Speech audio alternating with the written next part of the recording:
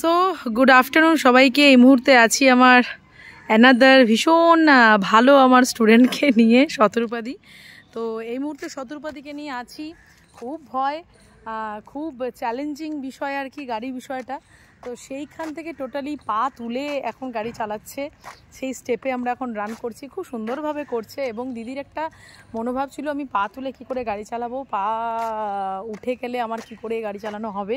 তো সে কিন্তু successfully run করছে। শুধু আমি দিদির ভিডিওর মাধ্যমে একটা কথাই বলতে চাইবো, ধৈর্য একটা অনেক বড় জিনিস। সেই ধৈর্য ধরে কোনো জিনিসকে যদি লেগে থাকি আমরা কোনো জিনিসকে নিয়ে, সেইটা অসাধ্যকে সাধন করতে পারে। তা আমার দিদি কিন্তু সেইটারই প্রমাণ দিয়েছে। প্রচুর প্রচেষ্টা মানে সত্যি বলতে হয় যে এরকম মানুষের কাছ থেকে না অনেক শেখার আছে, অনেক কিছু শেখার আছে। আমি আমার স্টুডেন্টদের কাছ থেকে অনেক কিছু শিখি। এই যে তাদের ধৈর্য ধরে থাকা, আজকে যে জিনিসটা হবে না মনের মধ্যে অসংখ্য ভয় জড়তা সব কিছু নিয়ে আজকে টু হুইলারটাকে যে এইভাবে হ্যান্ডেল করে চালিয়ে আসছে পা তুলে, মানে দিদির আনন্দ কতটা হচ্ছে সে তো আমি কথা বলবো, কিন্তু আমার আনন্দ তার থেকে অনেক বেশি হচ্ছে। ভীষণ ভালো লাগছে। তো দিদির সঙ্গেও কথা বলবো যে দিদির কেমন লাগছে। শুধু এইটুকুই বলবো, যারা শিখতে আসছো যে কোনো বিষয়, শুধু গাড়ি নয়, যে কোনো বিষয় না, প্রত্যেকটা স্কিল কিন্তু শিখতে সময় লাগে। এক নম্বর কথা, প্রপারলি শিখতে গেলে সময় একটু লাগবেই, সেই সময়টা দিতেই হবে এবং ধৈর্য ধরে থাকতে হবে। তার থেকে বড় কথা, তোমার যে মেন্টর, একজন মেন্টর কিন্তু লাগে যে কোনো জিনিসে, একজন গাইড যে তোমাকে প্রত্যেকটা মুহূর্তে পুশ করবে, যে তোমাকে বলবে যে হ্যাঁ পারলে একমাত্র তুমিই পারবে। তো এরকম একজন মেন্টরকে খোঁজো ফার্স্ট। তারপর সেই জিনিসটার পেছনে না দাঁতে দাঁত চিপে লেগে থাকো, তোমাকে সাকসেস পেতে কেউ আটকাতে পারবে না। তো যাই হোক, অনেক হলো জ্ঞানের কথা। এবারে আমি আমার দিদির সঙ্গে কথা বলবো এবং জানবো তার কীরকম এক্সপিরিয়েন্স হয়েছে, সেটাই জানার জন্য এবার দিদিকে আমি নিয়ে নেবো আর কি ভিডিওতে। তোমরা তো দেখতেই পেলে শতরূপাদিকে। তো চলো একটুখানি ভিডিওতে আনি। আমি বকবক করতে থাকলে বকবক করতেই থাকবো, আমার থামবে না। তো দেখি একটু কি করছে। এই দেখো পা তুলে ফেলেছে, আবার লেগ ডাউন, আবার আসছে। ওকে চলো, একটু অবস্ট্যাকেল দেখলে প্রথম একটু ভয় হয়, বাট তারপরে ঠিক কিন্তু ম্যানেজ করে নিয়েছে।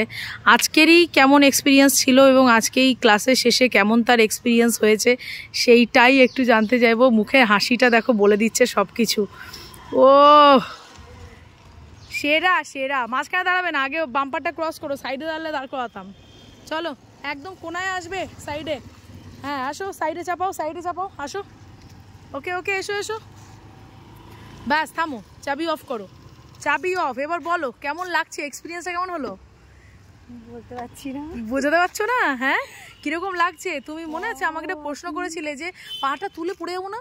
একদম। হ্যাঁ তুমি এটা আমাকে জিজ্ঞেস করেছিলে যে পাটা তুলে আমি পড়ে যাবো না, তাই আজকে কি পড়ে গেলে না তো?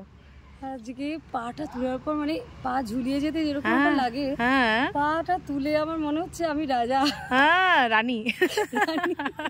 ঠিক আছে, সত্যি একদমই তাই। এত সুন্দরভাবে তোমার পক্ষে সম্ভব হয়েছে। দেখো আমি তো তোমার গুণনাম করছিলাম যে সত্যি এত ধৈর্যের জন্য আজকে তুমি এই জায়গায় এই সাকসেসটা অ্যাচিভ করতে পেরেছো। তুমি যদি না করাতে আমি তো ফাঁকি মেরে পালিয়ে যেতাম।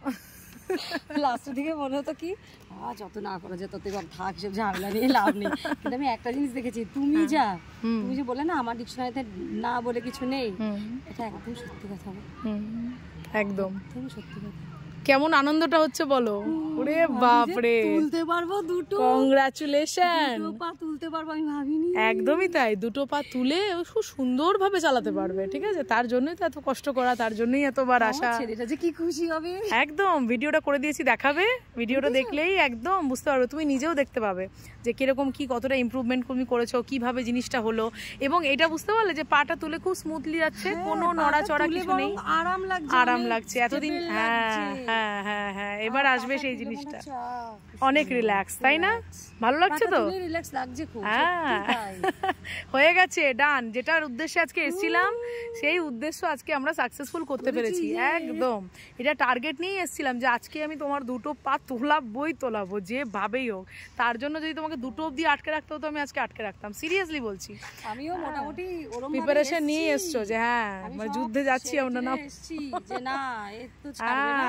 ঠিক ঠিক, কদিন ছেলের পরীক্ষা পালিয়েছি, এবার তো ছাড়বে না। মজা লাগছে? হ্যাঁ বাবা, স্যাটিসফাইড লাগছে। এবারে একটা আজকে থেকে না ক্লাস করে একটা আলাদা আনন্দ তুমি ফিল করবে। এতদিন একভাবে করে করে একটা যেটা হচ্ছিল, কিন্তু এখন সেই এনার্জিটা আমার আজকে মনে পড়ছে। সেই দিনটা তুমি আমাকে ABL এ জিজ্ঞেস করেছিলে, হ্যাঁ গো এখন তো হয়ে যাচ্ছে, পাটা তুলে আমি কি করে সোজা থাকবো, পাটা তুলে পড়ে যাবো না? আমার ধারণা ছিল পা তুললে আমি পড়ে যাবো। হ্যাঁ আমার ধারণা ছিল ঠিক। তোমারই ভেতরের মনের কথা ছিল এটা। দেখো আজকে এটা ভাঙলো তো। আমার প্রশ্নের উত্তর আমি পেয়ে গেলাম। ঠিক, তোমার প্রশ্নের উত্তর কিন্তু তুমিই পেয়ে গেলে। তুমি পা তুলে বিন্দাস চালাচ্ছ, খুব সুন্দর চালাচ্ছ। অল দ্য ভেরি বেস্ট আগামী দিনের জন্য। এতদিনে 50% কমপ্লিট হলো, বুঝতে পেরেছো? 50% হয়েছে, বাকি 50%ও হয়ে যাবে। তো কংগ্রাচুলেশনস, আর শতরূপাদির জন্য অনেক অনেক বেস্ট অফ লাক। অনেক অনেক অনেক অনেক থ্যাংক ইউ। আরে না না ঠিক আছে, এই তো একসঙ্গে মিলেই তো করছি কাজ। তোমাকে প্রথম দিন বলেছিলাম না যে তুমি আমি আর গাড়ি তিনজন একটা টিম আমরা। একদম একদম। ও কিন্তু তোমাকে সাথ দিয়েছে, থ্যাংক ইউটা ওকেও বলতে হবে। হ্যাঁ বাবা, আমি ওকে নমস্কার করি এই জন্য। বাবা আমার ইচ্ছেটা না, তুই আমার ইচ্ছে। হ্যাঁ ঠিক ঠিক, তোমার ইচ্ছেটা এটা নিয়ে আসতে হবে গো, মিস হয়ে যাচ্ছে। একদম একদম, অবশ্যই দিন আসছে। আমাকে প্রত্যেকের, শুধু আমার প্রশ্নের উত্তর আজকে নয় গো, প্রতিটি মানুষ আমাকে একটা কথা জিজ্ঞেস করে ফার্স্ট ডে থেকে, কি রে পা তুললি? মানে প্রত্যেকেরই মানে একটা ধারণা স্কুটি ধরা মানেই পাতলা। এক্স্যাক্টলি। আমি বলে বোঝাতে পারি না যে পা তোলার আগে যে কত টাস্ক থাকে, পাটা তোলার জন্য যে জিনিসটা দরকার সেটা বডিতে আনতে গেলে কতটা সময় সাপেক্ষ ব্যাপার, সেটা কতটা কষ্টকর ব্যাপার। ঠিক, এটা তো একদম ইজি ব্যাপার তো ছিল না। সবাই আমাকে বলতো পা তুলেছি, পা তুলবি তাহলে আর কি, মানে এরকম একটা ঠিক, এটা কটূক্তি, পা তুলে হয়নি, এরকম একটা ব্যাপার ছিল। ঠিক, যখন একটা তখন ঠিক হবে। ঠিক একদম, সময়ের আগে কোনো কিছু হয় না, যে কোনো ক্ষেত্রে সময় হবে তবেই হবে। ঠিক আছে, এতদিনে তুমি তৈরি হয়েছো, এতদিনে তোমার কাঁধ শক্ত হয়েছে, এতদিনে তোমার বেস বসেছে, তবে আজকে তুমি পা তুলতে পেরেছো। অত সহজ নয় যে আমি গাড়ি চালাতে এলাম আর পাটা তুলে একা চলে গেলাম। একটা জিনিস মনে মনে ভেবে আমি গাড়িটা চালাই যে আমি পারবো বলেই ও আমাকে ছেড়েছে না। একদম ঠিক। থ্যাংক ইউ আমাকে এতটা ভরসা করার জন্য, আমার কথা শুনে চলার জন্য, এটার জন্য তোমাকে অনেক থ্যাংক ইউ। কারণ তোমার কথা নড়চড় আমি এক ফোঁটা একদম না, খুব ওবিডিয়েন্ট স্টুডেন্ট, এটা কিন্তু সত্যি কথা। একটু মাথা মোটা না, একদমই নয়, খুব ভালো স্টুডেন্ট এবং ধৈর্যশীলা, সব থেকে বড় কথা। আমি বলছি মা এর থেকে তো আমার এইচএস এর দুটো অঙ্ক দিলে আমি করে দিতাম গো মা। কিন্তু দেখো যাই হোক, আজকে এত কিছু করেও কিন্তু আমরা সাকসেস পেয়ে গেলাম, তাই তো?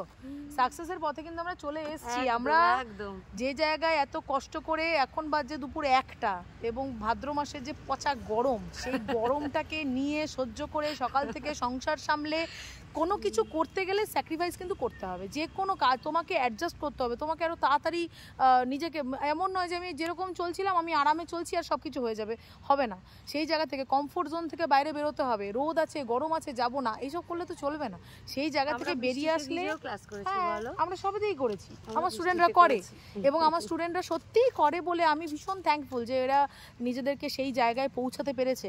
এবং মানে সত্যিই বলছি, তুমি যখন কমফোর্ট জোন থেকে বেরোবে তখনই তুমি কিছু অ্যাচিভ করতে পারবে, একদমই। তাছাড়া তুমি পারবে না। কিছু তো সব সহজ নয় না, সবকিছু তো আমার মতো হবে না, সবকিছু আমার কথায় চলবে না। একদমই একদমই, তার মাঝখান থেকে তার মধ্যে আমাকে করে নিতে হবে, আমার যেটা দরকার আমাকে করে ফেলতে হবে। আর তোমার আরেকটা জিনিস আমি না বলে পাচ্ছি না, কি তুমি যা ভরসা দাও, মানে তুমি শেখাচ্ছ সেটা তো ছেড়েই দাও, কিন্তু তুমি মেন্টালি এত সাপোর্ট দাও যে কোনো সিচুয়েশানে, যে কোনোভাবে, এটা আমার কিছু বলার নেই।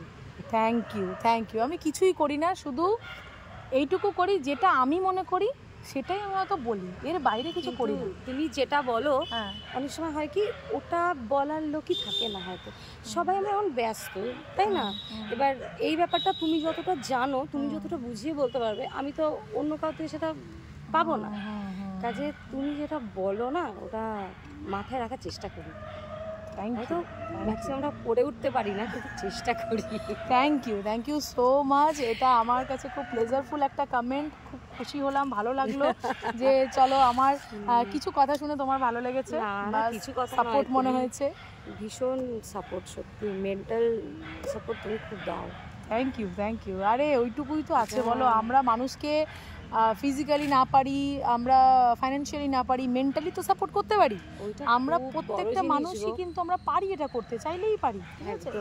তো এইটুকুই, এটা এক ধরনের মানে ভরসা। প্রবলেম ধরো ডিসকাস করি, কত রকম, তো নিজের প্রবলেমই নয়, অন্য কারো প্রবলেম বা কি, এটা না এরকম হলো, আমি দেখলাম এটা কি ঠিক করলো, তোমাকে কালকেই যেটা বলছিলাম আর কি, গাড়ির ব্যাপারটা নিয়ে। সেটাই, তাই ওগুলো আমি ভাবি যে না, মানে মনে হয় যে যাই ক্লাসটা খুব এনজয় করে করতে।